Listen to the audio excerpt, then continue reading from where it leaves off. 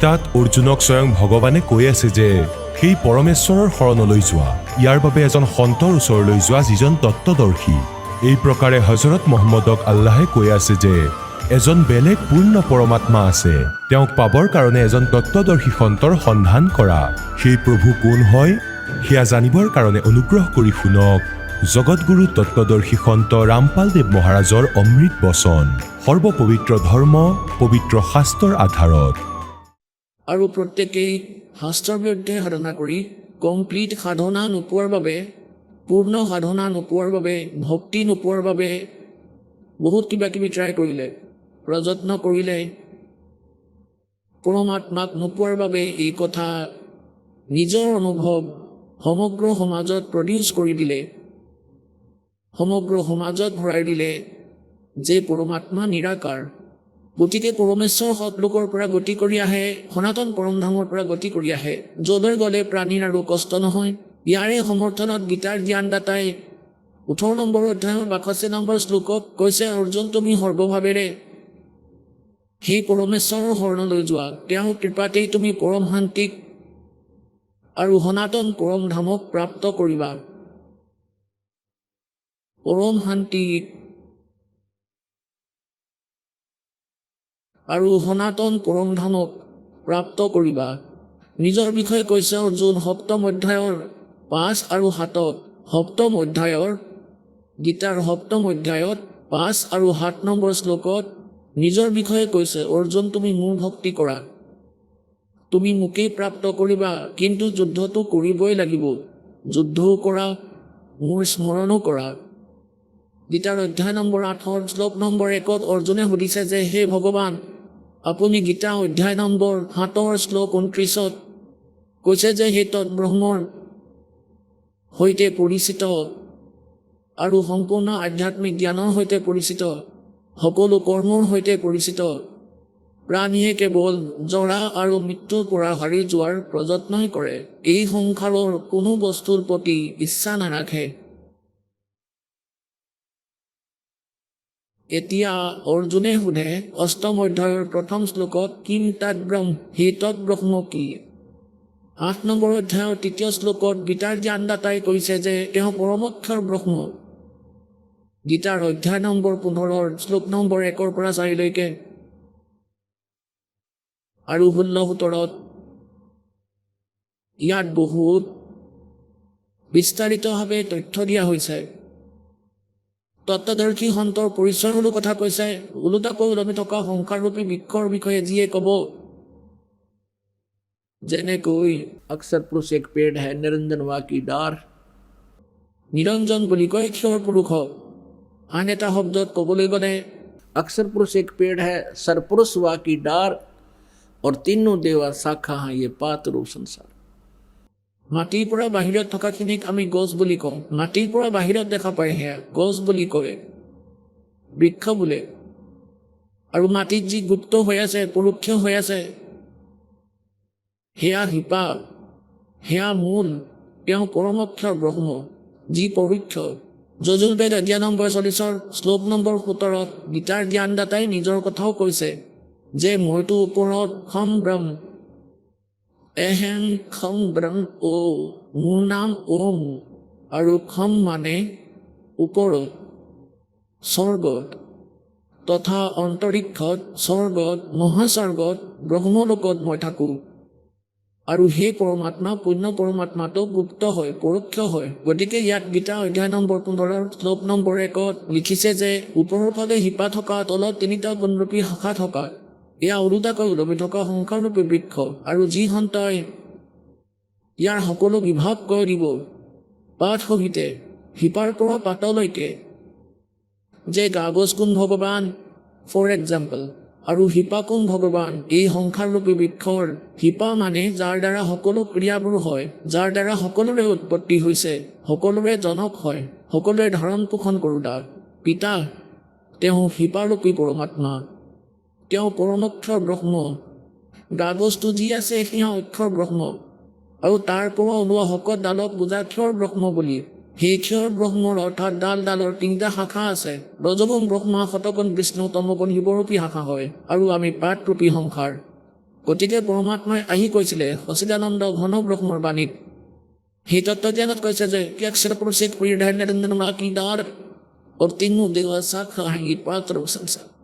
গীতাৰ জ্ঞানদাতাই কয় যে যেতিয়া তুমি তত্ত্বদৰ্শী সন্ত প্ৰাপ্ত কৰিবা তাৰ পিছত 15 নম্বৰ অধ্যায়ৰ 4ৰ্থ শ্লোকত কৈছে যে তাৰ পিছতহে পৰমাত্মাৰ পৰম পদক বিচাৰিব লাগে যলৈ যোৱাৰ পাছত সাধক আৰু সংসাৰলৈ উভতি নাহে অৰ্থাৎ তেওঁ পূৰ্ণ মুক্তি প্ৰাপ্ত কৰে অৰ্থাৎ তেওঁ সকলো সংকট শেষ হৈ যায় আকৌ কৈছে যে যি পৰমেশ্বৰে নিজতকৈ বেলেগ পৰমেশ্বৰৰ কথা কৈ আছে যে যি পৰমেশ্বৰৰ দ্বাৰা সংসাৰৰূপী বৃক্ষৰ প্ৰৱৰ্তি বিস্তাৰ প্ৰাপ্ত হৈছে অৰ্থাৎ যিয়ে সকলোবোৰ ব্ৰহ্মাণ্ডৰ ৰচনা সকলোবোৰ আত্মাৰ ৰচনা কৰিছে আৰু তেওঁৰেই ভক্তি কৰা নাথিং এলছ গীতাৰ জ্ঞানদাতাই কৈছে যে তেওঁৰেই ভক্তি কৰা ময়ো তেওঁৰেই শৰণত আছো আৰু সকলোৰে পূজা কৰা ত্যাগ কৰা তুমি 15 নম্বৰ অধ্যায়ৰ 16 আৰু 17 তিনি প্ৰভু ঈশ্বৰ পুৰুষ অক্ষৰ পুৰুষ আৰু পৰম অক্ষৰ পুৰুষ ঈশ্বৰ ব্ৰহ্ম অক্ষৰ ব্ৰহ্ম আৰু পৰম অক্ষৰ ব্ৰহ্ম এই তিনিওজনৰে কথা বিস্তাৰিতভাৱে আছে এতিয়া পুণ্যাত্মাসকল গীতাৰ অধ্যায় নম্বৰ 7 শ্লোক নম্বৰ 5 আৰু 7 গীতাৰ জ্ঞানদাতাই কৈছে মোৰ ভক্তি কৰা তেতিয়া মোক প্ৰাপ্ত কৰিবা কিন্তু শান্তি নোপোৱা যুদ্ধও কৰিব লাগিব যুদ্ধও কৰা মোৰ স্মৰণো কৰা আৰু গীতাৰ অধ্যায় নম্বৰ 18 শ্লোক নম্বৰ 62 কৈছে যে যদি পৰম শান্তি বিচাৰা সনাতন কম ধাম লাগে যদি সি পৰমেশ্বৰৰ ওচৰলৈ যোৱা পৰম অক্ষৰ ব্ৰহ্মৰ শৰণলৈ নিজৰ সাধনাৰ কথা কৈছে 8 নম্বৰ অধ্যায় 13 নম্বৰ শ্লোকত গীতা ওম ইতি একাক্ষৰম ব্ৰহ্ম বিহাৰম মাম সমৰণ য়ে প্ৰিয়তি তদং দেহং সয়াতি প্ৰমাণতি মাম ব্ৰহ্ম মই ব্ৰহ্মৰ কেৱল ওম নামৰ মন্ত্ৰটো আছে নাথিং এলছ আৰু ইয়াৰ স্মৰণ কৰা শেষ নিশ্বাসলৈ ইয়াৰ দ্বাৰা ওম নামেৰে পাব লগা পৰম গতি অৰ্থাৎ ব্ৰহ্মলোক প্ৰাপ্ত কৰিবা কিন্তু ব্ৰহ্মলোকলৈ যোৱা প্ৰাণীও আকৌ জন্ম মৃত্যুলৈ আহে পূৰ্ণ মুক্তি নাপায় গীতাৰ অধ্যায় নম্বৰ 8 শ্লোক নম্বৰ 16 ইয়াত অনুবাদকৰ্তাসকলে অলপ খেলিমেলি কৰি থৈছে তেওঁলোকে অনুবাদ এইটো কৰি দিলে যে ব্ৰহ্মলোক পৰ্যন্ত এইটোতো ঠিকেই কৈছে যে যোৱা প্ৰাণীও পুনৰাবৃত্তিত আছে অনুবাদকাতে তেওঁলোকে ভুলকৈ কৰিছে যে মোক প্ৰাপ্ত কৰা প্ৰাণীয়ে পুনৰ আকৌ জন্ম নলয় ইয়াৰ অৰ্থ এইটো হয় যে ব্ৰহ্মলোক পৰ্যন্ত সকলোৱে পুনৰাবৃত্তিত আছে গতিকে মোক প্ৰাপ্ত কৰা জনেও পুনৰ্জন্ম প্ৰাপ্ত কৰে নাই বিদ্যাতিৰ অৰ্থ জনাটোও হয় এটা আখৰৰ কেৱল এটাই অৰ্থ নাথাকে এওঁলোকে বিধ মানে নহয় ইয়াত বিধ মানে হোৱা লিখি দিলে বিধ মানে জনাটোও হয় গতিকে যিয়ে এইটো নাজানে যে মোক পোৱা প্ৰাণীৰো পুনৰ্জন্ম হয় তেন্তে তেওঁ ব্ৰহ্মলোকলৈকে যায় তালৈ যোৱাৰ পিছতো তেওঁ পুনৰাবৃত্তিতেই থাকে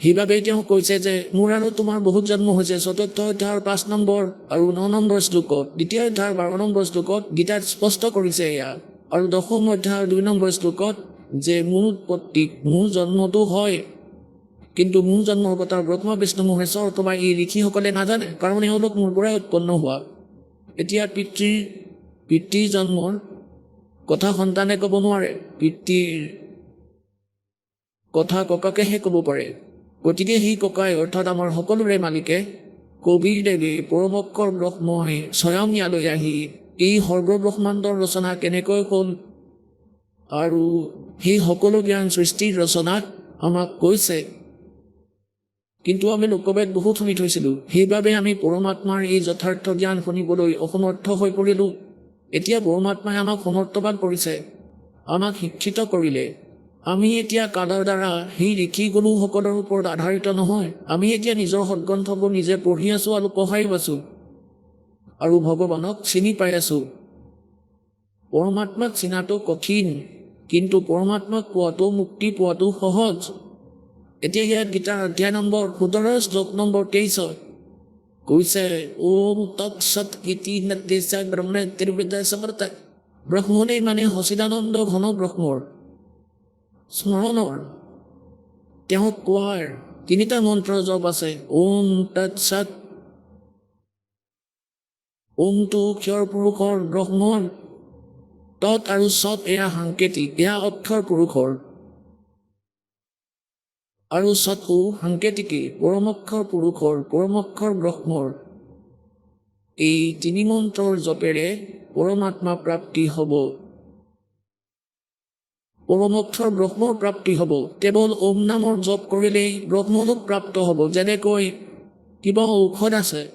কিবা এটা ঔষধ আছে যেনে ধৰক শিলিখা অথবা শুকান আদা অথবা অন্য ঔষধ সেয়া যদি সোধাই খোৱা হয় তাৰ কিবা অন্য লাভ হয় আৰু সেয়া যদি 2-3টা বনৌষধিৰ লগত যোগ কৰা হয় তেতিয়া তাৰ প্ৰাৰূপ সলনি হয় গুণত বৃদ্ধি হয় বেলেগকৈ ক্ৰিয়া কৰে গতিকে এনেকৈ যদি কেৱল ওম নামৰ জপ কৰা হয় তেন্তে লোকলৈকে প্ৰাপ্তি হয় ব্ৰহ্মলৈকে পৰম গতি প্ৰাপ্ত হয় আৰু যি গীতাৰ অধ্যায় নম্বৰ 7 শ্লোক নম্বৰ 18 গীতাত জ্ঞানদাতাই কৈছে এই ঋষি মহৰ্ষি যি জ্ঞানী আত্মা তেওঁ হয়তো উদাৰ যি 4ৰ্থ নম্বৰৰ হয় প্ৰথম আৰ্ত এটা অৰ্থাৰ্থী তৃতীয় জিজ্ঞাসু চতুৰ্থ জ্ঞানী এই জ্ঞানীটো উদাৰ আত্মাই হয় কিন্তু ইয়াৰ মূল অনুত্মাম মানে একেবাৰে বেয়া গতিতেই এওঁলোক আশ্ৰিত থাকিল কিন্তু এই আত্মা বহুত ভাল ভগৱানৰ ওপৰত সমৰ্পিত কিন্তু মূল গতিতেই আশ্ৰিত থাকিল মোৰ বেয়া অনুতমৰ অৰ্থ অতি শ্ৰেষ্ঠ লিখি দিলে এয়া কি আচৰিত কথা যদি বেদৰ অৰ্থ কোনোবা ইংৰাজীত গুড বুলিলে তাৰ দৰে মূৰ্খ নাই কিন্তু এওঁলোকে নুবুজিলে যে ভগৱানে নিজৰ সাধনাক অনুত্তম বুলি ক'ব নোৱাৰে আৰু এই ভগৱানে মিছাও ক'ব নোৱাৰে পৰমেশ্বৰক ভয় কৰি এওঁলোকে সঁচাটোও ক'ব লগা হ'ল গতিকে প্ৰসংগ চলি আছে ওম তৎসৎ ইতি নিৰ্দেশাৎ ব্ৰহ্মণাত্ৰিত সমৰ্থ সেই সচিদানন্দ ঘন ব্ৰহ্মৰ সেই পৰমক্ষৰ ব্ৰহ্ম কোৱাৰ এয়া 3 মন্ত্ৰৰ জপ এই 3 মন্ত্ৰৰ মজদুৰি সাধনা হয় এই ক্ৰিয়া কৰিলে পৰমাত্মাক পোৱা যায় যেনেকৈ ঔষধ বনোৱা হৈছে বহু বনৌষধি লগ কৰি সেই খালে ৰোগ নাশ হয় এনেকৈ বুজায় এই মন্ত্ৰ জপ কৰাৰ বাবে বিধিবদ্ধভাৱে এই দাসৰ পৰা প্ৰাপ্ত কৰি এনে পাগলৰ পৰা বা আন কাৰোবাৰ পৰা ল'লে কোনো ধৰণৰ লাভ নহয় অধিকাৰী অবিহনে কোনো কাৰ্যই সফল নহয় যদি এই দাসৰ পৰা লৈ তোমালোকে জপ কৰা আপোনালোকৰ জন্ম আৰু মৃত্যুৰ এই ৰোগ কটা যাব আৰু পৰমাত্মাকো পাব সুস্থ হৈ যাব এতিয়া পুণ্যাত্মাসকল 8ম অধ্যায়ৰ 5ম আৰু 7মতো তেওঁ নিজেই কৈছে মোৰ ভজন কৰা মোৰ জপ কৰা মোৰ স্মৰণ কৰা 8ম অধ্যায়ৰ 13 নম্বৰ শ্লোকত নিজৰ মন্ত্ৰ ওম বুলি কৈছে মই ব্ৰহ্মৰ ওম মন্ত্ৰ আছে এটা আখৰৰ তাৰপিছত 17 নম্বৰ অধ্যায়ৰ 23 নম্বৰ শ্লোকত সেই সচিদানন্দ ঘন ব্ৰহ্মক কোৱাৰ মাৰ্গ এয়া ততালোচত গুপ্ত হয় তাৰ সৈতে এয়া এই কাল পৰিচিত নহয় এই 2 মন্ত্ৰৰ লগত গতিকে অপশ্যন এৰি দিছে 4ৰ্থ অধ্যায়ৰ 34 নম্বৰ শ্লোকত যে তত্ত্বজ্ঞানক পৰমাত্মা তত্ত্ব পৰমাত্মাৰ বিষয়ে বিশেষ তথ্যবোৰ তত্ত্বদৰ্শী সন্তৰ ওচৰলৈ গৈ বুজা তেওঁ ক'ব এই কোড ৱৰ্ড কেৱল দাসে ক'ব পাৰিব এই পৃথিৱীৰ আন কাৰো ওচৰত এই মন্ত্ৰ নাই আৰু কোনো পাগলে যদি এই দাসৰ পৰা প্ৰাপ্ত কৰি যদি কাৰোবাক কৈও দিয়ে তেন্তে একো লাভ নহ'ব তেওঁৰো নাম নষ্ট হৈ যাব কাৰণ এয়া আধ্যাত্মিক মাৰ্গ হয় আৰু কালে এয়া বিচাৰে যে এজন দুজন এনেকুৱা পাগল তৈয়াৰ কৰি দিওঁ যিয়ে আনৰো নাশ কৰক কিন্তু আপোনালোক শিক্ষিত এতিয়া এই ভুল নকৰিবা অনাধিকাৰীৰ পৰা এই মন্ত্ৰ প্ৰাপ্ত কৰি নিজৰ জীৱন নষ্ট নকৰিবা এতিয়া ইয়াত কি কৈছে যে সেই পৰমক্ষৰ ব্ৰহ্মক পোৱা এয়া 3 মন্ত্ৰৰ জপ আছে 8ম অধ্যায়ৰ 8, 9, 10 শ্লোকত গীতাৰ জ্ঞানদাতাই কৈছে যি পৰমক্ষৰ ব্ৰহ্মৰ বিষয়ে 8ম অধ্যায়ৰ 3 নম্বৰ শ্লোকত কৈছে যদি তেওঁৰ সাধনা কৰিব খুজিছা তেওঁৰ সাধনা কৰাজনে তেওঁ কি প্ৰাপ্ত কৰে 8ম অধ্যায়ৰ 5 আৰু 7ত কৈছে মোৰ সাধনা কৰিলে মোকেই প্ৰাপ্ত কৰিবা শান্তি কিন্তু কেতিয়াও নহয় যুদ্ধ কৰিব লাগিব যুদ্ধ কৰা 18 নম্বৰ অধ্যায়ৰ 62 নম্বৰ শ্লোকত কৈছে যদি পৰম শান্তি লাগে তেন্তে পৰমেশ্বৰৰ শৰণলৈ যোৱা তেওঁৰ কৃপাতে তুমি সনাতন পৰম ধামক প্ৰাপ্ত কৰিবা পৰম শান্তি প্ৰাপ্ত কৰিবা আৰু অষ্টম অধ্যায়ৰ 8-9 এইটোৱেই প্ৰমাণ কৰিছে যে তেওঁৰ ভক্তি কৰাজন অন্ত সময়লৈকে অৰ্থাৎ সাধনা একেধৰণৰে হয়।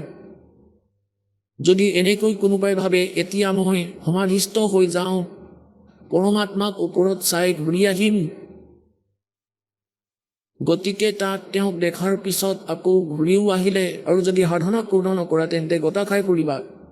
এতিয়া এজন ষ্টুডেণ্ট পঢ়ি আছে, বিদ্যাৰ্থী পঢ়ি আছে, আৰু সি যদি সোধে মই IAS পঢ়িম, IAS পঢ়ি কি হ'ম, ডেপুটি কমিশ্যনাৰ হ'ম, এবাৰ চাই আহোঁ কেনেকুৱা হয় ডেপুটি কমিশ্যনাৰ, অফিচটো কেনেকুৱা, তাত চাইও আহিলে আৰু ঘূৰি আহি আকৌ পঢ়া এৰি দিলে, তেতিয়া হৈ ক'ত দিছে, এতিয়া গতা খাই ফুৰিব। গতিকে অন্তিম উশাহলৈকে সাধনা কৰিয়েই থাকিব লাগিব। আপুনি ইয়াৰ পৰা সফল হৈ যাব লাগিব, তাৰপিছত তালৈ গৈ সেই পোষ্টটো পাব, অমৰ পদ, ক'ত, সৎলোকত, সত্যধামত। এতিয়া কি কৈছে, যদি সি পৰমেশ্বৰৰ ভক্তি নকৰি আপুনি অন্যবোৰৰ সাধনা কৰে, ভক্তি কৰে, তাৰ পৰা আপুনি লাভ নাপায়। এতিয়া পুণ্যাত্মাসকল কোনো সন্ত ঋষিৰ কোনো থিয়ৰী চাওক, আপোনাৰ অভিজ্ঞতা চাওক, তেওঁলোকে কি কয় যে যদি কাৰোবাৰ প্ৰাৰব্ধত সংস্কাৰত লিখা আছে সেয়াটো তেওঁ ভুগিবই লাগিব। এটা দুখী প্ৰাণীয়ে সংকট নিবাৰণৰ বাবে কি আশা কৰে যে ভগৱানে জীৱৰ দুখ দূৰ কৰি দিয়ে।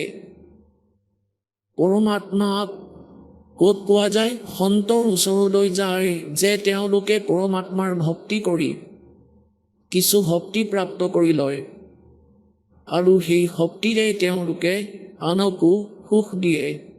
গতিকে তেওঁলোকে কলৈ যায়, কোনো ঋষিৰ ওচৰলৈ, যন্ত্ৰ মন্ত্ৰ কৰাৰ ওচৰলৈ, কোনো জৰা ফুকা কৰাৰ ওচৰলৈ, অথবা কোনো সাধু সন্তৰ শিষ্য হৈ যেনেধৰণে তেওঁলোকে কয় তেওঁলোকে সাধনা কৰে। যেতিয়া তেওঁলোকৰ সংকট দূৰ নহয় তেতিয়া সেই স্থানক এৰি দিয়ে, আন ঠাইলৈ যায়। যেনে কোনোৱে মন্দিৰলৈ যায়, কোনো গুফালৈ যায়, কোনো পাহাৰলৈ যায়, অথবা কোনো তুলসী গছত সূতা বান্ধি ফুৰে, কোনোবাই ক'ৰবাত তীৰ্থস্থানলৈ যায়, তাতে কোনো লাভ নহয়। তথাপিও এই আত্মাই হাৰ নামানে, কাৰণ তেওঁলোকে জানে এটা শক্তি আছে পৰমাত্মাৰ, যিয়ে সকলোবোৰ দুখ আঁতৰ কৰে। সেইবাবেই কোনোবাই কয় যে আমাৰ গুৰুদেৱৰ ওচৰলৈ বলক, আপোনাৰ সকলোবোৰ কষ্ট দূৰ হৈ যাব, তালৈও যায়। সেই ঋষি গুৰুদেৱ সন্তই মণ্ডলেশ্বৰে প্ৰথমতেতো তেওঁৰ সংকট নিবাৰণৰ বাবে কিবা নহয় কিবা ধৰ্মপূৰ্ণ ক্ৰিয়া নিশ্চয় কয়, আৰু যদি তাৰ পৰা কিবা লাভ নহয় তেনেহ'লে কয় যে পুত্ৰ, এয়াতো তোমাৰ প্ৰাৰব্ধৰ কৰ্ম হয়। প্ৰাৰব্ধ মানে তোমাৰ ভাগ্যত লিখি দিয়া হৈছে, তোমাৰ জীৱন হিষ্ট্ৰীত লিখা হৈছে, এয়া নাশ নহয়, এয়া তুমি ভুগিবই লাগিব। আপুনি যিকোনো সন্ত ঋষিৰ ওচৰলৈ যাওক, বৰ্তমানো সেয়াই সিদ্ধান্ত তেওঁলোকৰ। তেওঁলোকে কৈ দিয়ে যে চোৱা, কৰ্মটো তুমি ভুগিবই লাগিব, কৰ্মৰ দণ্ড দুখ তুমি ভুগিবই লাগিব, ভক্তি কৰা, আগলৈ জীৱন সুখী হৈ যাব। ভাল মানুহ কাৰোবাৰ ভৰিত যদি কাঁইটে বিন্ধে আৰু যদি কাৰোবাক কয় যে চাওকচোন মোৰ ভৰিত বিষ হৈ আছে, কাঁইটডাল বিন্ধি ভাঙি ভিতৰলৈ সোমাই গৈছে, বাহিৰৰ পৰা দেখা পোৱা নাই, জ্ঞাত ব্যক্তিয়ে দেখিয়েই কৈ দিব যে তোমাৰ ভৰিত কাঁইটে বিন্ধিছে, যি কাৰণে তোমাৰ এনেকুৱা হৈছে, বিষাই আছে। এতিয়া সেই ব্যক্তিয়ে এনেকৈ কয় যদি যে কাঁইটডালটো মই এতিয়া উলিয়াব নোৱাৰো আৰু এই কাঁইটডাল নোলাব, এতিয়া তুমি জোতা পিন্ধি লোৱা, আগলৈ আৰু কাঁইটে নিবিন্ধিব, আগলৈ কাঁইটে নিবিন্ধিব। এয়া সম্ভৱ নেকি? কাঁইট সোমাই থকা ভৰি এখনত জোতা কেতিয়াও পিন্ধিব নোৱাৰি। কাঁইট ওলালে বিষ শেষ হ'ব, তাৰ পিছতহে জোতা পিন্ধিব সেই ব্যক্তিয়ে। এই ভয়তে পিন্ধিব যে আকৌ জোতা যদি খুলি দিওঁ আৰু জোতা নিপিন্ধো, আকৌ যাতে সেই পীড়া নহওক, আকৌ যাতে কাঁইট নালাগক। গতিকে যাৰ ওপৰত আপত্তি সংকট আহিছে প্ৰাৰব্ধৰেই হওক অথবা তিনিটা পৰেই হওক, সেয়া নাতো এই দেৱতাই ঠিক কৰিব পাৰিব, না শ্ৰী ব্ৰহ্মা, শ্ৰী বিষ্ণু, শ্ৰী শিৱদেৱে সেই তিনি তাপ আৰু অভিশাপ আদি আৰু এই প্ৰাৰব্ধৰ পাপ নাশ কৰিব নোৱাৰে। না ব্ৰহ্মই না ক্ষৰ পুৰুষে, কোনেও নোৱাৰে। না পৰব্ৰহ্মই কৰিব পাৰে, যাক অক্ষৰ পুৰুষ বুলি কৈছে। গীতাৰ অধ্যায় নম্বৰ 15 শ্লোক নম্বৰ 16 আৰু 17 তিনি প্ৰভুৰ কথা কৈছে। ক্ষৰ পুৰুষ আৰু অক্ষৰ পুৰুষেও কৰিব নোৱাৰে, কেৱল পৰমক্ষৰ ব্ৰহ্ম, পৰমক্ষৰ পুৰুষে কবীৰদেৱে আপোনালোকৰ সেই প্ৰাৰব্ধৰ কৰ্মবোৰকো নাশ কৰিব পাৰে, পাপৰ নাশ কৰিব পাৰে। मासा घटे न तिल बधे, बिदना लिखे जो लेखे, सच्चा सतगुरु मेट कर भाई ऊपर मार दे मेघ। এতিয়া সঁচা সদ্গুৰু অৰ্থাৎ চাওক, ইয়াত নকলি সদ্গুৰুৰ অভাৱ নাই। তেওঁলোকৰ ওচৰত এই বনৌষধি নাই, এই পাৱাৰ নাই, আৰু পৰমেশ্বৰৰ স্বয়ং আহে ঋষি সন্তৰ ৰূপত ইয়াত প্ৰকট হয়। সেই সময়ত সদ্গুৰু ৰূপতেই থাকে তেওঁ, আৰু তেওঁ আমাৰ প্ৰাৰব্ধৰ পাপৰ দণ্ড নাশ কৰি আমাক সদায়ৰ বাবে সুখী কৰি তোলে, সদায়ৰ বাবে নষ্ট কৰি দিয়ে ভাগ্যত লিখি থোৱা দুখবোৰ। তো কোহৰে ৰাম গাজতে জাপম কাত কৰে দৈতিন তাপম। তুমি কোন ভগৱানৰ ভক্তি কৰা, যাৰ দ্বাৰা তিনিটা পৰো নাশ নহল আৰু তোমাৰ দুখবোৰো নাশ নহল। এতিয়া পুণ্যাত্মাসকল সেই পৰমাত্মা কবীৰদেৱ হয়, কবীৰ চাহেব হয়। এতিয়া কি হয় যে যেতিয়ালৈকে আমি পৰমেশ্বৰৰ সঠিক মাৰ্গ নাপাওঁ, পৰম সন্তক নাপাওঁ, তেতিয়া ঋষিসকল গুৰুসকলৰ ওচৰলৈ যাওঁ। প্ৰথমতেতো সকলোৱে ধাৰ্মিক ক্ৰিয়াবোৰ আপোনালোকৰ ওপৰত জাপি দিয়ে, আৰু আপোনালোকেও দুখ সংকটৰ পৰা নিবাৰণ পাবলৈ সেইবোৰ কৰা আৰম্ভ কৰি দিয়ে। আৰু শেষত আপোনালোকক এই উত্তৰ দিয়ে যে এয়া তোমাৰ প্ৰাৰব্ধত লিখা আছে, এয়া ভুগিবই লাগিব। আৰু উদাহৰণ দিয়ে, যেনেদৰে ভগৱান বিষ্ণুক অভিশাপ দিছিলে নাৰদদেৱে যে তুমি এটা জীৱন মোৰ দৰেই পত্নীৰ বিয়োগত জীয়াবা, আৰু সেই দণ্ড, সেই অভিশাপ, সেই নাৰদদেৱৰ দ্বাৰা দিয়া অভিশাপ শ্ৰী বিষ্ণুদেৱেও নিজৰ অভিশাপ নাশ কৰিব নোৱাৰিলে। তেওঁ সেয়া ভুগিব লাগিল শ্ৰীৰামচন্দ্ৰৰ ৰূপত। ৰজা দশৰথৰ ঘৰত জন্ম হ'ল, বিয়া হ'ল, বিয়া হোৱাৰ পাছতে বনবাস হ'ল। বনবাসত 2 বছৰ পাছতেই সীতাৰ অপহৰণ হৈ গ'ল আৰু লংকাত নিবাস হ'ল। বহু সময়লৈকে তাত যুদ্ধ হ'ল। তাৰপিছত সীতাদেৱীক আকৌ লৈ আহিল। 1 বছৰ 2 বছৰৰ পিছত আকৌ সীতাদেৱীক বহিষ্কাৰ কৰিলে। আজীৱন শ্ৰীৰাম আৰু শ্ৰী সীতাদেৱী একেলগে থাকিব নোৱাৰিলে।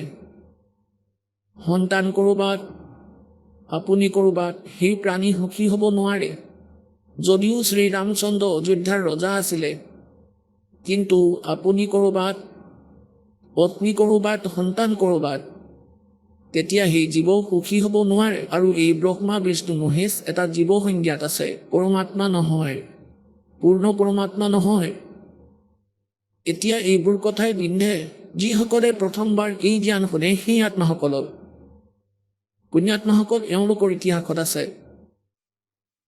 এই কালে ব্ৰহ্মই বিষ্ণু আৰু ব্ৰহ্মাক কৰে শিৱপুৰাণত, তুমি নিজকে ভগৱান বুলি মানি লৈছা আৰু আনৰ লগত যুদ্ধ কৰি আছা। তোমাৰ এই ভ্ৰমৰ নিবাৰণ কৰাৰ বাবে মই প্ৰকট হৈছোঁ। তেওঁলোকে ব্ৰহ্মা আৰু বিষ্ণুৱে যে যুদ্ধ কৰি আছিলে, মাজত এটা পিলাৰ থিয় কৰাই দিলে, স্তম্ভ থিয় কৰাই দিলে, উজ্জ্বল বহুত দীঘল খুঁটা। তেতিয়া তেওঁ গৈ কৈছিলে যে তোমালোক কৃষ্ণ নহয়, তোমালোকে নিজকে ভগৱান বুলি মানি লৈছা, এয়া ভুল কৰিছা। এতিয়া ইয়াত অলপ দেখুৱাব লাগিব আপোনালোকক, কাৰণ এয়া কৈ নাই নাদৰে তেতিয়া হয় যে এই শব্দ যিয়ে দাসে কৈছে ব্ৰহ্মা বিষ্ণু মহেশ্বৰ ভগৱান নহয় বুলি, কাৰণ এওঁলোকে স্বয়ঙে নিজৰ কৰ্মদণ্ডবোৰ ভুগিছে।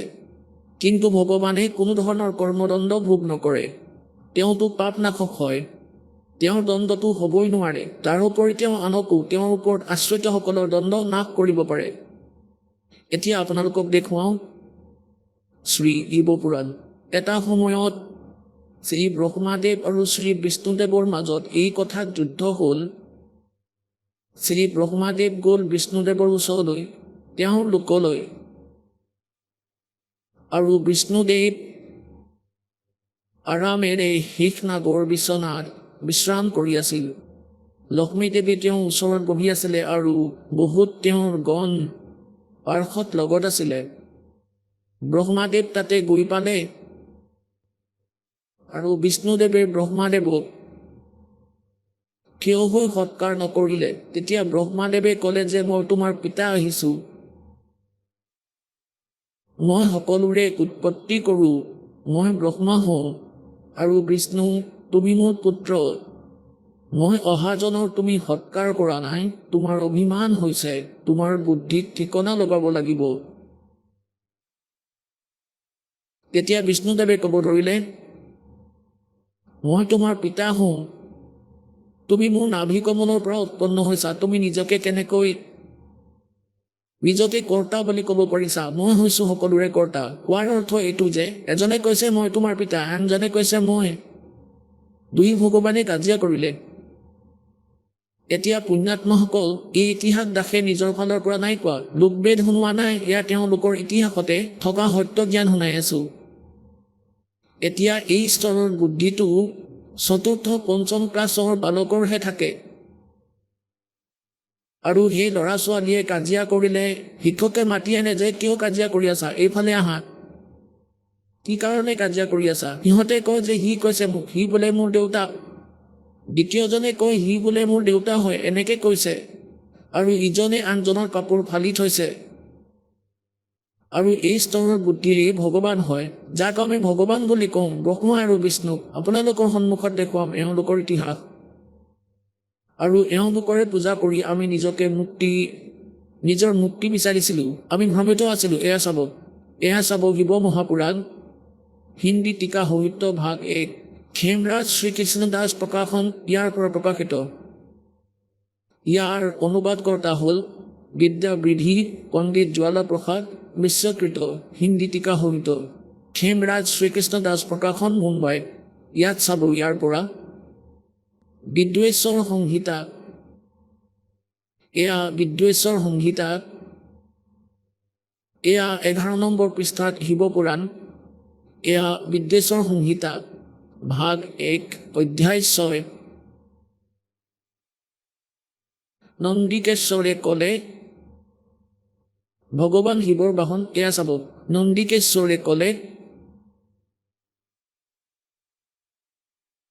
হে যোগেন্দ্ৰ, আগলৈ এটা সময়ত বিষ্ণু ভগৱানে শেষনাগৰ শয্যাত নিজৰ গৰুৰ আদি পাৰ্ষদৰ সৈতে লগ হৈ লক্ষ্মীৰ সৈতে শয়ন কৰিছিলে, শুই আছিলে। সেই সময়ত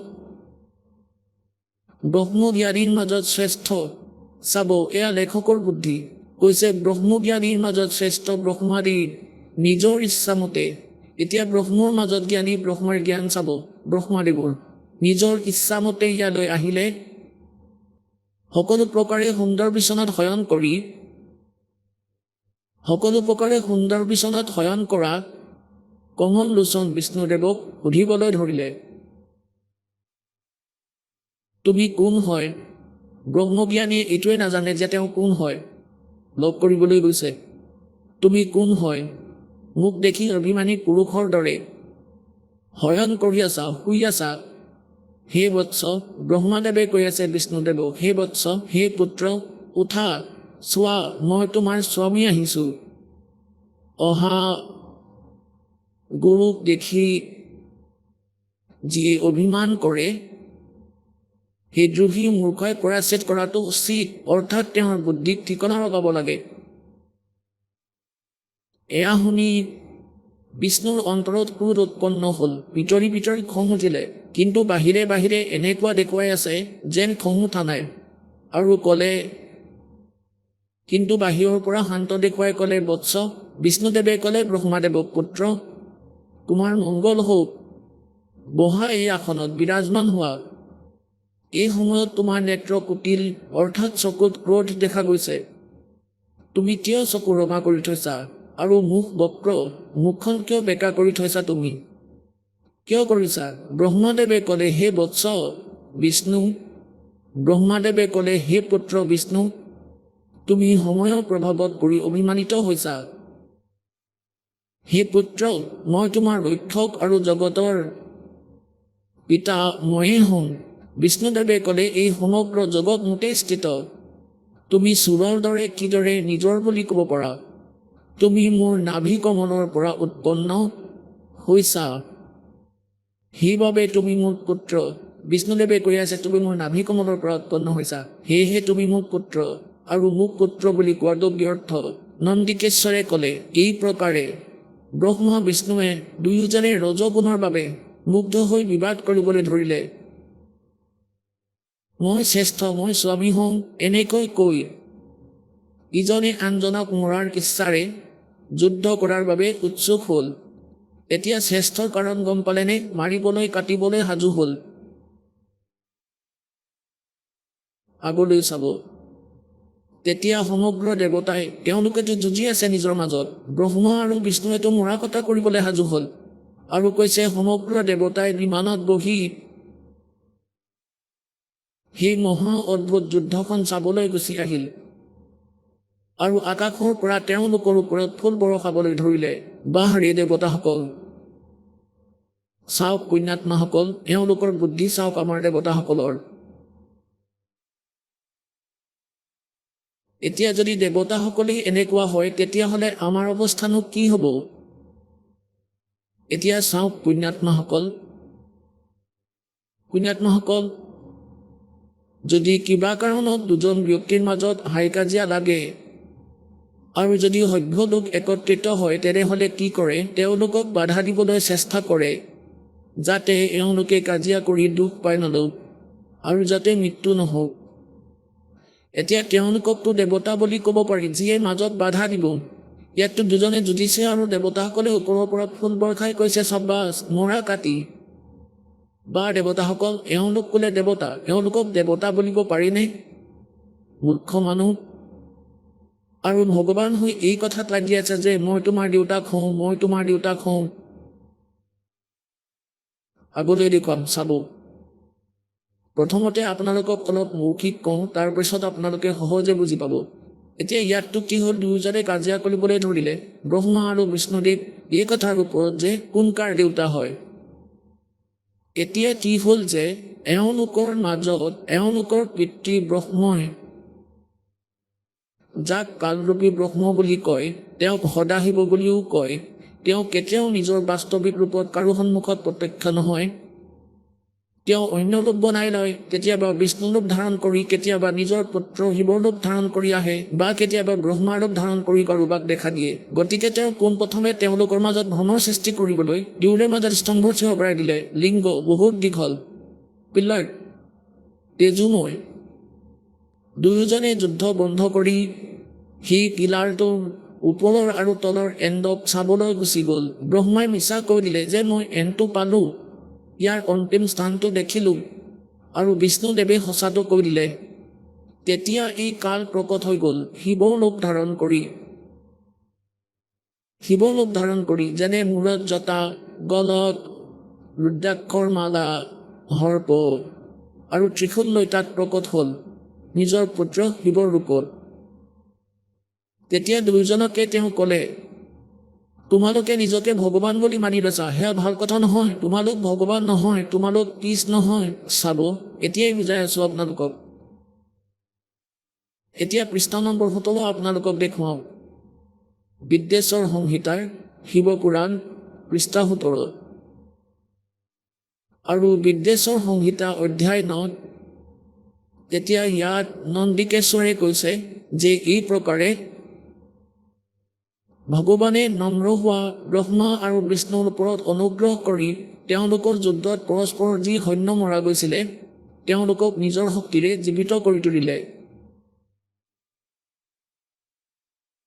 তেওঁলোকৰ অজ্ঞানতা আৰু মূৰ্খামিক দূৰ কৰাৰ অৰ্থে তেওঁলোক দুয়োজনৰ অজ্ঞানতাক, ব্ৰহ্মা আৰু বিষ্ণুদেৱৰ অজ্ঞানতাক আৰু কাজিয়াক দূৰ কৰিবলৈ দুয়োজনক ক'লে।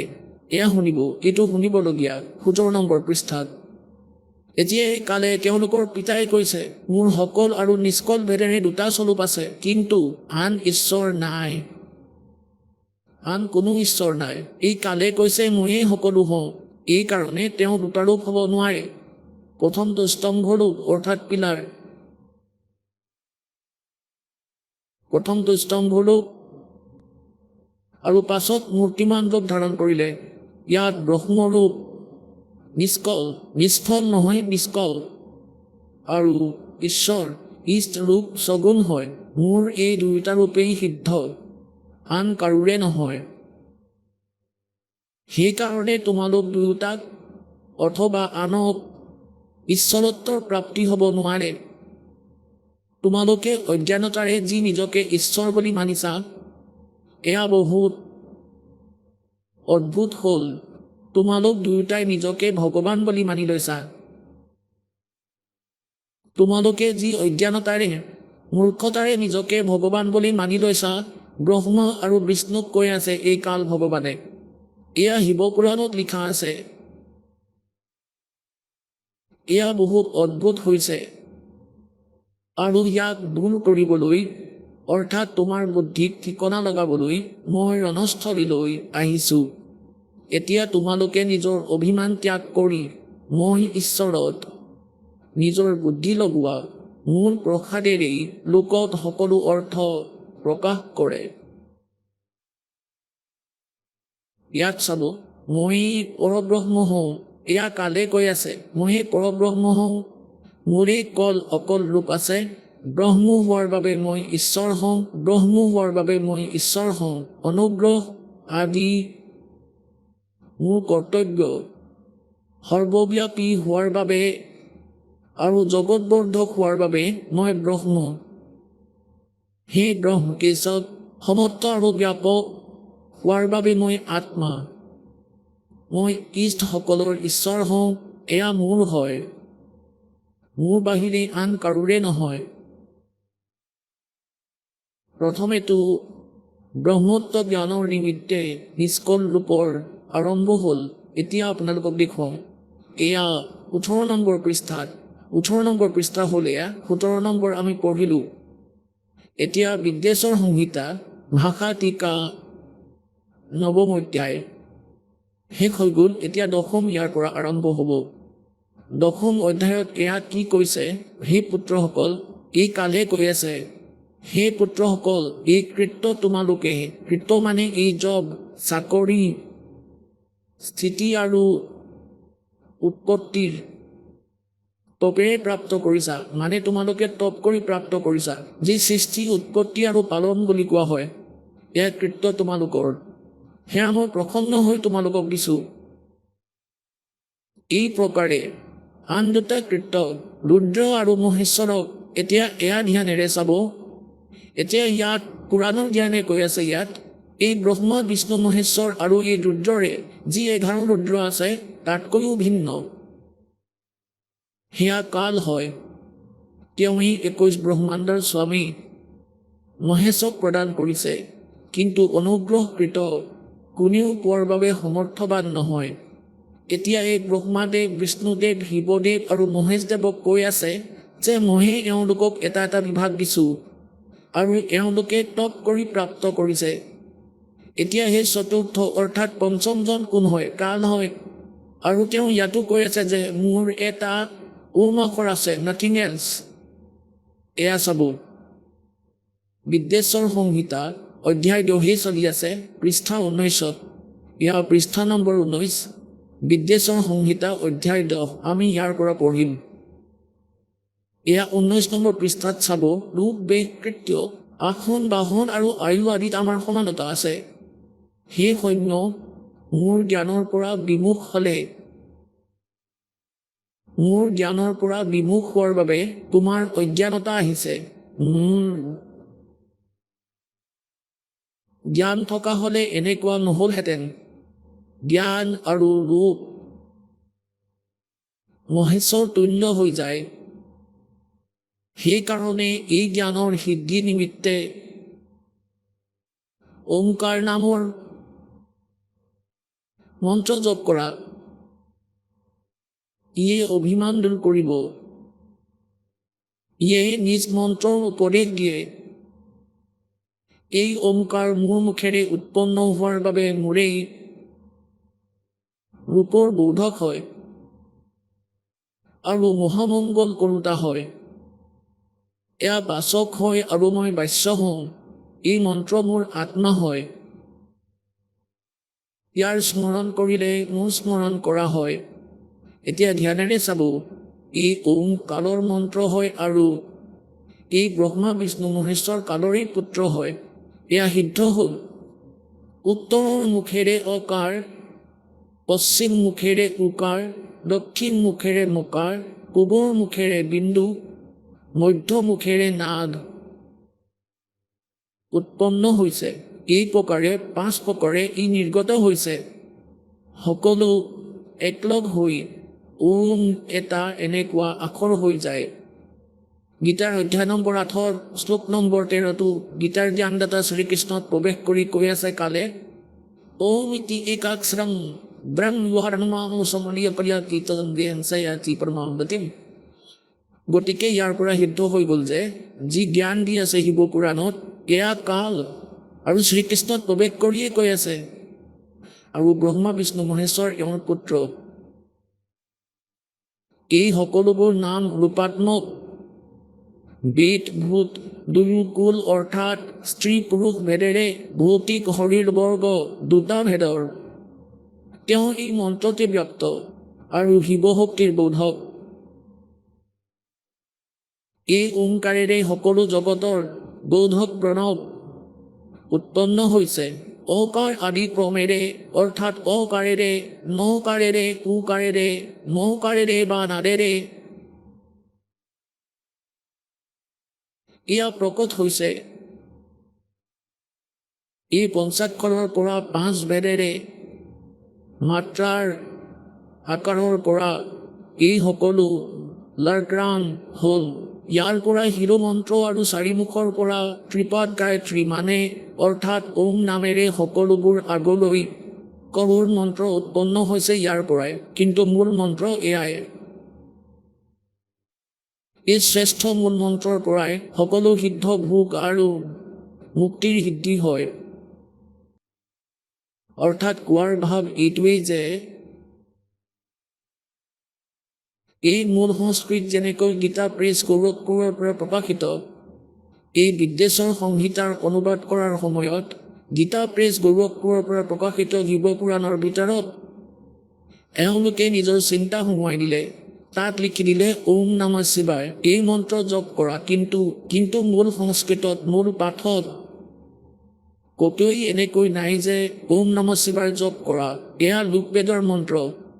ইয়াত কেৱল ওম নামৰ জপ কৰাৰ কথা কৈছে যে এই মূল মন্ত্ৰৰ জপেৰেহে সকলো লাভ হ'ব। আগত যে কোটি মন্ত্ৰ তোমালোকে বনাই ল'লা সেয়া ব্যৰ্থ। সেইবাবে গীতাৰ অধ্যায় নম্বৰ 8 13 নম্বৰ শ্লোকত কৈছে যে ওম ইতি একাক্ষৰম ব্ৰহ্মৱহাৰণমাং সমনীয় পৰ্যাতি তদন্দেন সয়াতি পৰমাগতিম। এয়া চাব শিৱ পুৰাণ। এয়া গীতা প্ৰেছ গোৰখপুৰৰ পৰা প্ৰকাশিত। সম্পাদক হনুমান প্ৰসাদ পোদ্দাৰ। ইয়াৰ প্ৰকাশক অৰ্থাৎ মুদ্ৰক গীতা প্ৰেছ গোৰখপুৰ। এয়া হ'ল বিদ্বেশ্বৰ সংহিতা। সেইখনেই শিৱ পুৰাণ। গীতা প্ৰেছ গোৰখপুৰৰ পৰা প্ৰকাশিত।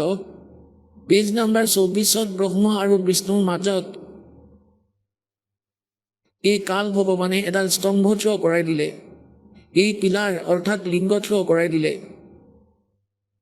ইয়াৰ ভেদ তেওঁলোকে নাপালে। তাৰপিছত তেওঁ নিজে প্ৰকট হৈ বুজাবলৈ ধৰিলে। এয়া পৃষ্ঠা নম্বৰ 25 24 আপোনালোকে স্তম্ভ দেখিলে তলত। ব্ৰহ্মা আৰু বিষ্ণুৱে সুধিলে সেই কাল ভগৱানক, ব্ৰহ্মক, সদাশিৱক, হে প্ৰভু সৃষ্টি আদি 5 কৃত্যৰ লক্ষণ কি? এয়া আমাক দুজনক কওক। ভগৱান শিৱই ক'লে, অৰ্থাৎ সেই কাল ব্ৰহ্মই ক'লে, মোৰ কৰ্তব্য বুজাটো অত্যন্ত কঠিন, তথাপিও মই কৃপাপূৰ্বক তোমালোকক সেই বিষয়ে কওঁ। ব্ৰহ্মা অচ্যুতীয়াকৈ বিষ্ণুক, বিষ্ণু সৃষ্টি, পালন, সংহাৰ, তিৰোভাৱ আৰু অনুগ্ৰহ, এই 5 এয়া মোৰ জগত সম্বন্ধীয় কাৰ্য হয়। যি নিত্যসিদ্ধ। এতিয়া 26ত চাব, আচৰিত কৰি দিছে। এয়া 26ত ইয়াত চাব, পুত্ৰসকল, এয়া সেই বৰ্ণনাই যি এতিয়া খেমৰাজ শ্ৰীকৃষ্ণ দাস প্ৰকাশনৰ পৰা শুনাইছিলোঁ, সেয়াটো একেই আছে। পুত্ৰসকল, তোমালোক দুয়োজনে তপস্যা কৰি প্ৰসন্ন কৰা মই পৰমেশ্বৰৰ পৰা সৃষ্টি আৰু স্থিতি নামৰ দুটা কৃত্য প্ৰাপ্ত কৰিছা। বিষ্ণু আৰু ব্ৰহ্মাক কৈ আছে এই কালে ব্ৰহ্মই, এই দুয়োটাই তোমালোকৰ বহুত প্ৰিয়।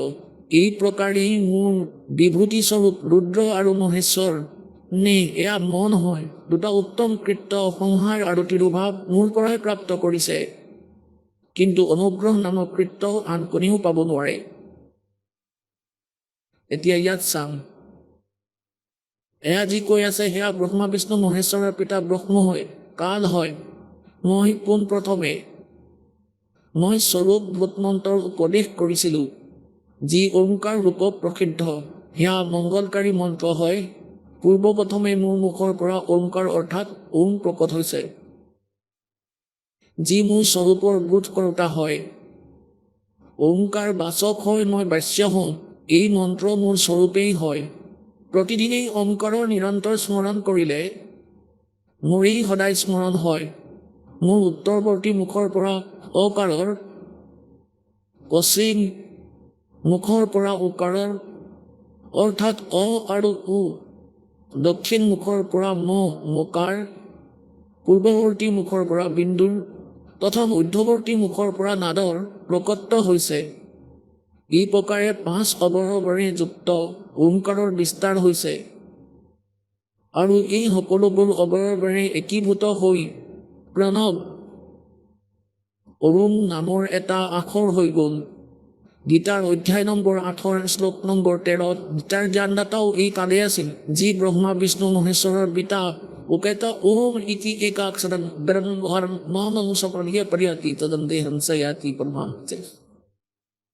গতিকে এই 5 অৱয়ৱেৰে আকাৰ পূ ম বিন্দু আদি মাত্ৰাৰে একীভূত হৈ এই ওম এনেকুৱা নামৰ এটা আখৰ হ'ল আৰু এয়া মোৰ মন্ত্ৰ। এতিয়া ইহঁতে ইয়াত ভুল কৰিছে চোৱা, ইয়াত স্পষ্ট কৰিছে যে অকাৰৰ পৰা উত্তৰৱৰ্তী মুখৰ পৰা অকাৰ মানে অ আৰু পশ্চিম মুখেৰে উ, অ উ ম এয়া মিলি আৰু বিন্দু আৰু মাত্ৰা মিলি এই 5 এই সকলো অৱয়ৱেৰে এই প্ৰকাৰে 5 অৱয়ৱেৰে যুক্ত ওমকাৰৰ বিস্তাৰ হ'ল আৰু এই 5 মন্ত্ৰৰে একীভূত হৈ এই ওম আখৰ হ'ল। আৰু নিজৰ অজ্ঞানতাৰে অনুবাদকৰ্তাই কি কৈছে যে মকাৰ আদি কৰ্মেৰে ক্ৰম প্ৰকাশত আহিছে, সেয়া আকাৰ আদি কৰ্মেৰে, ইয়াত অনুবাদ ভুল কৰিছে। সেয়া আকাৰ আদি কৰ্মেৰে মকাৰ আদি কৰ্মেৰে প্ৰকাশলৈ আহিছে। ওম নমঃ শিৱায় এয়া পঞ্চাক্ষৰ মন্ত্ৰ হয়। এই ওম নমঃ শিৱায় এয়া অনুবাদকৰ্তাৰ নিজৰ অজ্ঞানতা। মূল পাঠত কতো ওম নমঃ শিৱায় মন্ত্ৰ নাই, কেৱল কৈছে যে এই 5টা আখৰেৰে এই সকলো অৱয়ৱেৰে একীভূত হৈ এই প্ৰকাৰে এই 5 অৱয়ৱেৰে যুক্ত হৈ ওমকাৰৰ বিস্তাৰ হ'ল। আকাৰ মকাৰটো ইয়াত কতোৱেই নাই, এই 5টা আখৰ লগ লাগি এটা আখৰ হ'ল, নাথিং এলছ। এই ওম নমঃ শিৱায় কোনো মন্ত্ৰ নহয়, এয়া ভুল। ইয়াৰ জপ কৰি আমি শাস্ত্ৰৰ বিৰুদ্ধে সাধনা কৰি নিজৰ জীৱন ব্যৰ্থ কৰি দিওঁ এই ভ্ৰমিত লোকৰ দ্বাৰা। আমি হিন্দী পঢ়ি থাকিলোঁ আৰু তাতে পোৱাৰ বাবে আমি সেয়াই পঢ়িব ধৰিলোঁ। এয়া শাস্ত্ৰৰ বিৰুদ্ধে মনৰ মতে কৰা আচৰণ বাবে এয়া ব্যৰ্থ কৰিব নালাগে। এতিয়া পুণ্যাত্মাসকল, আপোনালোকে গম পাব, কাৰণ আপোনালোকে শিক্ষিত, আপোনালোকে সকলো দেখিছে যে আপোনালোকে যি সাধনা কৰিছিলে সেয়া গীতাৰ অধ্যায় নম্বৰ 16 শ্লোক নম্বৰ 23 কৈছে যে যিয়ে শাস্ত্ৰৰ বিধি ত্যাগ কৰি মনৰ মতে আচৰণ কৰে, না তেওঁলোকৰ গতি হয়, না কাৰ্যসিদ্ধি হয়, না তেওঁলোকৰ কিবা সুখপ্ৰাপ্ত হয়, ইউজলেছ। গতিকে এই ওম নমঃ শিৱায়, ওম ভগৱতে বাসুদেৱায় নমঃ, অমুক নমঃ তমুক নমঃ এইবোৰ ভুল। কেৱল এটা ওম মন্ত্ৰ আছে, সেয়া ব্ৰহ্মৰ, আৰু বাকী সেই কমলক খোলা সেই মন্ত্ৰবোৰ বেলেগকৈ আছে, তাৰ ক্ৰিয়াও বেলেগ। যিয়ে আমাক কমলৰ পৰা উদ্ধাৰ কৰিব, সেই মন্ত্ৰও ইয়াৰ মাজৰেই হয়। এয়া মূল সংস্কৃত আপোনালোকে দেখিলে ক্ষীমৰাজ শ্ৰীকৃষ্ণ দাস প্ৰকাশন মুম্বাইৰ পৰা আপোনালোকক মূল সংস্কৃতি দেখুৱাম তাত ক'তোৱে এনেকৈ লিখা নাই য'ত ওম নমঃ শিৱায়ৰ জপ কৰাৰ সংকেত আছে এয়া চাব এইখন সেইখনেই কিতাপ শ্ৰী শিৱ পুৰাণ যি আপোনালোকক প্ৰথমতে দেখুৱাইছিলোঁ ইয়াত সকলো সংস্কৃতিৰ লগতেই আছে বিদ্বেশ্বৰ সংহিতা ভাগ 1 অধ্যায় 10 আমি পঢ়ি আছোঁ 19 পৃষ্ঠাত এই কাৰণতে জ্ঞানৰ সিদ্ধিৰ নিমিত্তে ওংকাৰ নামৰ মন্ত্ৰ জপ কৰা পিছলৈ আকৌ ওংকাৰ নামৰ মন্ত্ৰৰ বিশেষণৰ কথা কৈছে যে এয়া বাচক হয় আৰু নিজ মন্ত্ৰৰ উপদেশ কৰে এই ওংকাৰ মোৰ মুখৰ পৰা উৎপন্ন হোৱাৰ বাবে মোৰেই ৰূপৰ বোধক হয় আৰু মহামংগল কৰোতা হয় এয়া বাচক হয় মই বাস্য হওঁ এই মন্ত্ৰ মোৰ আত্মা ইয়াৰ স্মৰণৰ বাবে মোৰ স্মৰণ হয় ইয়াত স্পষ্টকৈ লিখা আছে উত্তৰৰ মুখৰ পৰা আকাৰ এ পশ্চিমৰ মুখৰ পৰা উকাৰ মানে উ দক্ষিণৰ মুখৰ পৰা মকাৰ মানে ম পূবৰ মুখৰ পৰা বিন্দু আৰু মধ্যমুখৰ পৰা নাদৰ উৎপন্ন হৈছে এই প্ৰকাৰে এই 5 প্ৰকাৰে সেয়া নিৰ্গত হ'ল এই সকলোবোৰ এক হৈ ওম এনেকুৱা এটা আখৰ হৈ যায় ইয়াত ক'তোৱেই ওম নমঃ শিৱায় বুলি নাই এয়া মূল সংস্কৃত চাই লওক এয়া 19 একীভূত হৈ ওম ইতি একাক্ষৰম অভৱৎ ইয়াত ক'তোৱেই আপুনি ওম নমঃ শিৱায় নাপায় আপুনি দেৱনাগৰী লিপিখন ভালকৈ পঢ়িব পাৰে ইয়াত ক'তোৱেই ওম নমঃ শিৱায় নাই ক'তোৱেই নাই ইয়াত আকাৰ আদি কৰ্মেৰে আৰু মকাৰ আদি কৰ্মেৰে এয়া কেৱল এইটোৱেই ওম মন্ত্ৰ হয় এয়া ওম এটা আখৰ হৈ গ'ল 5টা আখৰ মিলি এতিয়া পুণ্যাত্মাসকল এই মনুষ্য জীৱনৰ কোনো মূল্য নাই পৰমাত্মাই কৈছে কবি পৰমেশ্বৰ দেৱে কয় कहता हूँ कई जात हूँ कहूँ बजा के ढोले श्वास जो खाली जात है भाई 3 लोक का मोल कहता हूँ कई जात हूँ कहूँ बजा के ढोले श्वास जो खाली जात है ये 3 लोक का मोले ओए होए এটা মন্ত্ৰ আপুনি কৰে সৎনামৰ যি আপোনালোকক প্ৰদান কৰা হয় ইয়াতকৈ আগত এই মন্ত্ৰ কাৰো লগতে নাছিলে সৎনাম মন্ত্ৰ আৰু এই যি পন্থ চলি আছে ৰাধা স্বামী ধন ধন সদ্গুৰু জয় গুৰুদেৱ আপোনাৰ এই মথুৰাৰ আৰু তাৰ পৰাই এই ৰাধা স্বামী ঠাকুৰজী মহাৰাজ এই সকলোবোৰ এটা কুঁৱাৰেই পানী হয় সকলো ভ্ৰমিত পন্থ কালৰ দ্বাৰা প্ৰেৰিত কালৰ জালত আবদ্ধ কৰোৱা এওঁলোকৰ এয়া দৃঢ় ষড়যন্ত্ৰ এওঁলোকে সৎনামেই নাজানে যে সৎনাম কি বস্তু হয় এওঁলোকৰ কিতাপ হ'ল সাৰবচন ৰাধাস্বামী ৱাৰ্তিক আৰু এইটো তেওঁলোকৰ সংগ্ৰহ বোলা হয় যাক এওঁলোকে ৰাধাস্বামী পন্থৰ প্ৰৱৰ্তক বুলি মানে শ্ৰী শিৱদয়াল দেৱ আগ্ৰাৰ বন্যাগলীৰ এয়া তেওঁৰ বচনৰ সংগ্ৰহ হয় আৰু এয়া 150 বছৰৰ পৰা সংগ্ৰহিত আৰু তাৰ পিছত 1902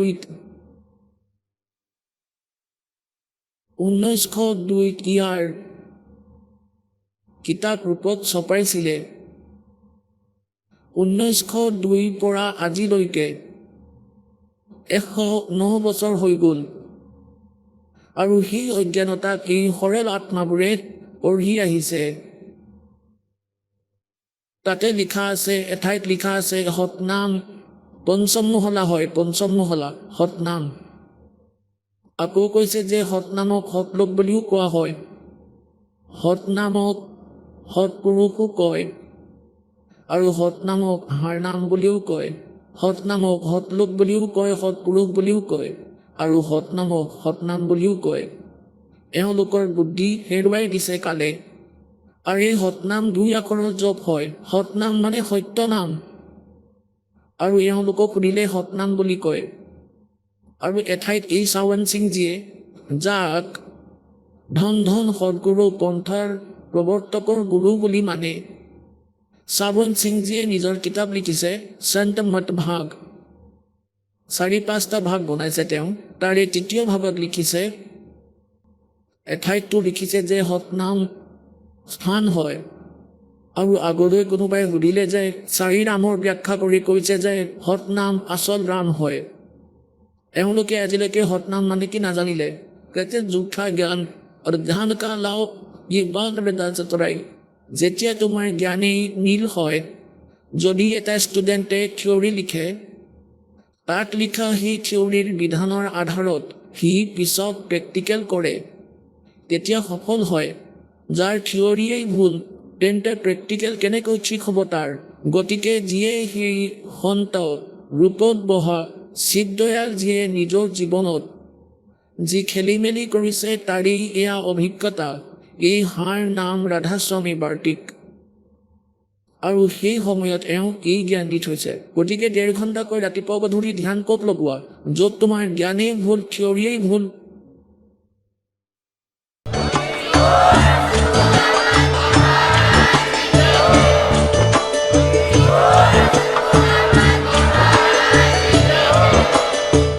আপুনি শুনি আছিলে জগতগুৰু তত্ত্বদৰ্শী সন্ত ৰামপালদেৱ মহাৰাজৰ মংগল প্ৰবচন।